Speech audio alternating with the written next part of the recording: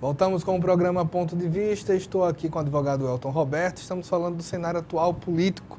E nesse mandato tampão, podemos dizer assim, do presidente Temer, há uma discussão que foi colocada sobre, exemplo, para abrir essa discussão, você tem um ministro da Saúde praticamente na semana da posse, dizendo que a saúde não deve ser universal como prega a Constituição de 88. E aí não é difícil também ver que esse pensamento é compartilhado pelo nosso ministro da Educação. Na verdade, uma dupla pergunta: o direito universal previsto pela Constituição é possível de ser cumprido? O nosso constituinte ou os nossos constituintes se excederam? E, no caso deles, um governo como esse, ele pode questionar isso, mudar essa Constituição? Então, vamos lá, vamos por partes. Primeiro que ele não pode simplesmente descumprir, né, a parte mandamental da Constituição Federal quando determina que o acesso à saúde e à educação é universal. Ponto. Então, por isso, né, as pessoas falam do SUS, mas nós não temos nenhum exemplo em nenhum outro país que trabalhe com essa universalização, por exemplo, de saúde para 220 milhões de pessoas. O Brasil é talvez o único país com essa dimensão populacional que trabalhe a saúde universal. Tanto é que, por exemplo, você tem plano de saúde, mas isso não significa que você abre mão da saúde pública, né? E é que as pessoas, infelizmente, elas pararam de fazer pesquisa, né? Elas não pesquisam mais, elas acham, e porque elas acham é assim. O que se investiu em saúde nos últimos 13 anos, né, no governo Dilma e Lula, foi uma enormidade. Uma coisa. Mas ficou bom? Não, lógico que não ficou bom. É porque saúde é cara. Principalmente a saúde curativa. Eu não estou falando. A prevenção é uma coisa que deveria acontecer com mais eficiência. Mas a saúde curativa é cara, né? Agora, porque nós temos as vacinas contra HPV, das meninas, etc, as vacinas que vão prevenir uma série de outras doenças. Mas o sistema de saúde, como foi montado no país, ele é precário, estava precário, mas ele seria muito pior, e vai ser pior depois que aprovaram esse congelamento dos investimentos por 20 anos. O governo Temer acabou, né? O que se demorou a construir em 13 anos, o governo Temer acabou em praticamente 6 meses. Essa ideia absurda, porque assim, as pessoas fazem uma ideia equivocada do Estado. Comparam o capitalismo de uma empresa privada, que tem que dar lucro, que o objetivo é lucro, com a ação do Estado, que o objetivo é desenvolver o país. O SUS não tem que dar lucro. A universidade pública não tem que dar lucro. Já uma particular, se ela não der lucro, ela fecha. Então, nós não podemos confundir a iniciativa privada com o governo nunca. São duas coisas completamente diferentes. Porque a saúde não dá lucro, então eu vou fechar os hospitais? O particular pode fazer isso. O governo pode? Porque a Universidade Federal dá prejuízo, eu vou fechar a Universidade Federal? O particular pode fazer isso. O Estado não deve fazer isso.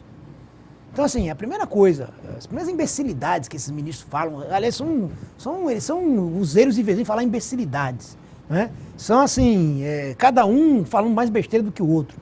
O outro foi dizer, da saúde, que as pessoas eram obesas porque a mãe não ensinava o filho a descascar legume quando era pequeno. É uma realidade totalmente de gente imbecil mesmo, de gente que não tem preparo algum e está ali, não sei porquê. É aquela história, quando você verifica que uma tartaruga está em cima da árvore, alguém colocou ela lá. Ela não chegou por mérito próprio. Esses ministros são assim, eles não chegaram ali por mérito próprio. Alguém colocou eles ali. Então, assim, por não conhecerem absolutamente nada do que estão falando, nem do ponto de vista jurídico, nem do ponto de vista executivo, aí falam essas coisas, né? Então aí, e outra coisa, a mídia começa a vender a ideia de que privatizar é a solução para o país inteiro. Aí eu pergunto, se nós privatizássemos por completo a educação, qual é a garantia que um dono de uma faculdade, um dono de uma escola, mantivesse essa escola dando prejuízo ainda que por 20 anos? O negócio dele não está dando lucro, e aí? O que ele faz? Ele fecha. Ao fechar uma escola num bairro, ao fechar uma faculdade em uma cidade, ao fechar uma universidade, ele vai deixar aquelas pessoas sem ensino. E o que vai acontecer? Eu vou ter que retomar isso através do Estado. Então, desmonte. Eu digo isso com muita tranquilidade. Eu sou professor universitário da Universidade Pública. O que o FHC fez com as universidades públicas desse país foi um crime. Ele desmontou por completo todo o sistema de ensino público na parte universitária. Ele fez programa voluntário de demissão de mestres e doutores. Você sabe quanto demora para se formar um mestre e um doutor nesse país? Eu tenho 48 anos de idade. Desses 48 anos, eu estudo desde os 5 anos. E eu tenho mestrado, doutorado e pós-doutorado. Você imaginou um programa voluntário de demissão agora? E quando é que você vai formar o próximo mestre e o próximo doutor? O prejuízo que isso causou para as universidades, que agora estavam começando a se remodelar. Lógico, mas o Elton... Não é nada ideal. A gente não tem que trabalhar... mas eu prefiro uma faculdade particular. Não é isso, são pontos de vista e são instituições diferenciadas. Uma faculdade particular, ela vai prestar aquilo que o MEC determina, mas ela tem a visão de lucro. Se não der lucro, ela vai fechar. Ela fecha o curso, ela fecha aquele mercado naquele nicho. Ela abre outro em outro canto. O capital, o capitalista, a pessoa que busca lucro, ela não tem nenhum tipo de amor a nada, a não ser o próprio capital. Você já viu banqueiro com amor a alguém? Não está dando lucro aqui no Brasil, fecha aqui, vai para outro canto. Hoje, essa globalização, esse mundo geopolítico globalizado, me permite colocar meu dinheiro onde eu quiser. Mas eu pergunto, aí você desmonta o Estado, aí bota 2 imbecis para falar esse tipo de absurdo e diz, não, então vamos agora privatizar todo o sistema de saúde do Brasil. Sim. Aí eu comecei, calma aí, o hospital tal não está dando lucro, eu sou dono do hospital, vou fechar. Pronto, eu fecho o hospital, é meu. Quem vai me impedir de fechar o hospital? É meu. E a prova de que nem sempre a privatização dá certo são as cooperativas de Sim, médico dando prejuízo.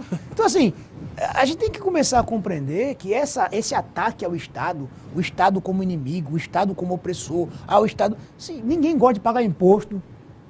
É verdade. Porque o imposto é dizer imposto. Não é algo que você contribui, é imposto. Mas veja, o que se faz com isso é que deveria ser questionado. Não o porquê se cobra, mas o que se faz com isso é que deveria ser questionado. Né?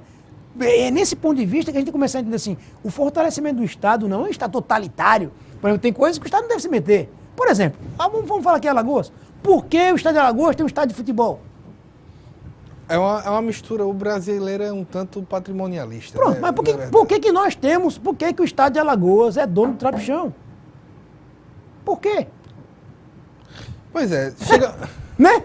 E aí, ninguém questiona o Estado ser dono do estádio de futebol, mas questiona o Estado ser dono de um hospital, por exemplo, ser dono de uma escola.